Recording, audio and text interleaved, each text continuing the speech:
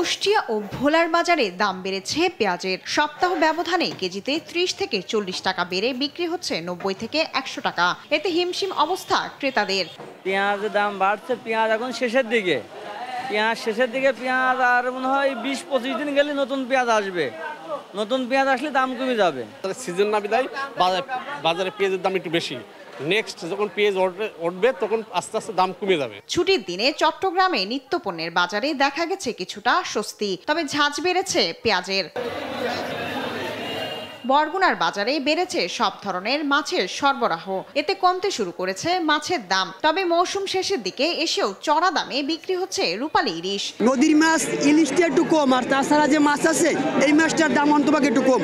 আগে যে মাছটা 200 টাকা কেজি ছিল পাঙ্গাস, এখন বর্তমানে 140 টাকা 150 টাকা বিক্রি হয়। মুন্সিগঞ্জের বাজারগুলোতে সরবরাহ কম থাকায় অন্যান্য মাছের দাম বেড়েছে, তবে কিছুটা কমেছে ইলিশের দাম। অপরিবর্তিত রয়েছে মাংসের দাম। মাছ ধরা এখন নিষিদ্ধ থেকে উঠে আসছে, মাছের দাম যেখানে কমার কথা সেখানে আরো মাছের দাম বাজারটা একটু কম হয়।